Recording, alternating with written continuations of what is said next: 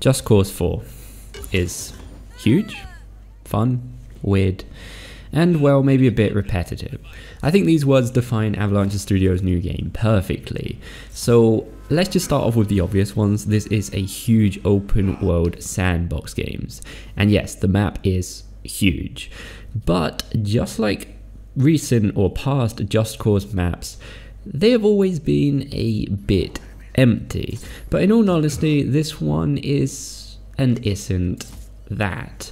I mean, there are a lot of green empty places and little islands, kind of like in the previous ones, but there are nearly always some kind of a settlement or something going on, even if it's just like a helicopter flying around or something like that. There's always some kind of buildings with people around them or whatnot. But at the same time, there is not much to do when it comes to interacting with these people or things or buildings or anything in general. Like even the conversations to these people, like when they're talking to each other, when they're conversating in between each other, like every 10 seconds it will just loop and loop. And to be honest, this is even worse than Oblivion's dialogue system, and that is saying something pretty huge when it comes to talking about Oblivion and dialogue in general. And we just go and check in to work each day like nothing's happening. I put on my pumps, and some other girl is grabbing her gun.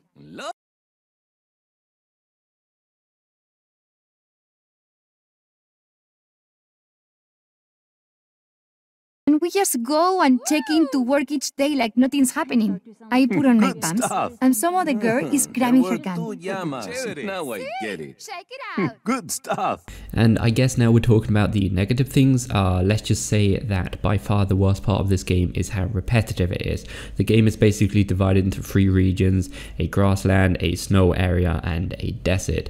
Each one has a main quest in it, and yeah, there are only 3 main missions in this game, even though each one of them is made up of 3 or 4 sub-missions. The thing is, you can't just go ahead and do these 3 main missions from the start of the game, and this is kind of what makes the game long. I'm going to say longish, but it's not actually that long. You can still do the game in probably 5-6 hours, I would say, maybe a bit more, but the game isn't that long. And this is where the repetitive thing comes in. To start these 3 missions, you will have to take over certain regions on the map, and this is where it gets very, very repetitive, since, to be honest, compared to the region takeover system, the 3 main missions are kind of fun, since there are other things and unique things you do in these missions. But to take over a region, you have to take over a enemy base in that specific region.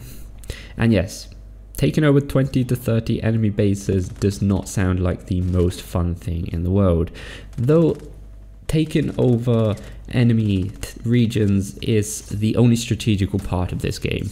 Like, depending on how many frontiers you have touch in the enemy region, you'll need less resources, or they'll even give you resources to take over more regions. And if you don't have enough resources, you will have to blow things up. Yes, just blow things up. It doesn't matter if it's in your territory, it doesn't matter if it's in the enemy region, which doesn't really make any sense if you're blowing stuff up in your own regions, but whatever. This will basically increase your chaos level, giving you more resources to take over more bases, to take over more regions, and it's really repetitive basically. But that's not even the main problem. The main problem is that there are kind of multiple types of enemy bases to take over, but really they just feel exactly the same. It's just go to this end of the base, to go to the other end of the base, to hit a switch or blow up a generator, and then sure, maybe sometimes you're hacking something, but it just feels like go to this end of the base, press a button, and go to the other end of the base and press a button. And after 2 bases, it literally feels the same. And coming to the dialogue again, there are like multiple bases where the dialogue just pretty much repeats itself in the exact same way. Maybe you do a hacking type base, or a base you have to hack in the snow region, and then you go and do the hacking type base in the grasslands, and it feels exactly the same. Like, the dialogue changes pretty much nothing. The other big problem in this is the player is pretty much overpowered, and I say problem but only for this specific side of the game. This can be very fun for other things, but we'll get to that in a minute. But being very overpowered, taking over enemy bases, it's like you have to almost try to die to actually get killed, and even that is hard sometimes. You don't even have to kill enemies in these bases. If you just want, you can just fly from one end to the other with the grapple hook and the parachute, and you can literally just do this in 5 seconds. Hit the switch, go to the other end, hit the switch. You don't really have to touch the ground if you don't want to. The only time you'll need to kill enemies is if you have to defend like a certain point in a base, or defend like a teammate when he's hacking or something like that for a few minutes. But that's pretty much the only time you will need to really shoot enemies. But hey, enough of the bad stuff already. This game can be very, very funny and fun sometimes. With this kind of OPness, we can really do some creative things. Like, you could probably complete the game without touching the ground almost if you didn't want to. And even if I'm not the most creative person in the world, I still had my fair share of laughs in some of my live streams. Let's do it. It's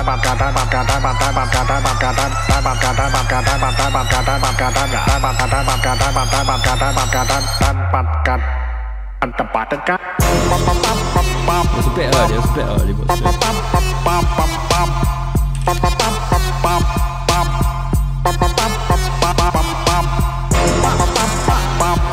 You can even do some really dumb things like turn a whole city into cows and yourself. And even though the main missions of this game are a bit or very repetitive, where the game's customization really shines is with the grapple hook. You can tweak just about anything from the power of the grapple's yank to what kind of air the balloons have inside. And if you're very creative, you can do some very, very amazing things. Though, I guess on the other hand, if you're not that creative like me, this can get old very, very quickly, and maybe you'll find yourself bored in about 2 days. Because as far as exploration goes, secondary missions and collectibles, most of them are simply marked on the map and you don't even have to find them yourself. You just go there and do whatever it is you have to do. This can vary from going through a circle at a certain speed with a certain vehicle to just destroying a blimp. Most of these things will unlock guns and vehicles that you can call in at any point. And this isn't exactly bad, I guess, but if you're really one of those type of peoples that you don't like the collectibles to be marked on the map and you actually like to find them yourself, kind of like me, it's kind of a bit boring. But I guess that's more of a personal opinion. And if you don't mind these things, then great, because there are a lot of stunts and speed tests around the map. Like, we're talking more than 300. So there's a lot to do, even though they are kind of a bit repetitive, but at least you get to drive other types of vehicles and stuff. This is not the worst part of the game by far. This is actually okay. As far as the graphics go, there is not really much to say. They're not bad or great, but my god, please add an option to the PS4 to turn motion blur off, because sometimes you do not know if you're flying an airplane or you're in a spaceship that's about to take off, because Jesus, the motion blur is insane sometimes. Sound is, well, okay, and to be honest, there's not really much more to say about the sound. There's a few Spanish radio stations, and I guess one good thing about the sound is I can say that the car engines sound nice on some of the cooler cars.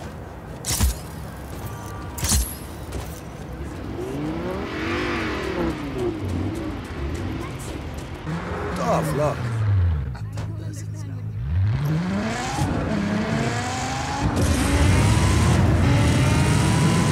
That's pretty cool, but really that's about it.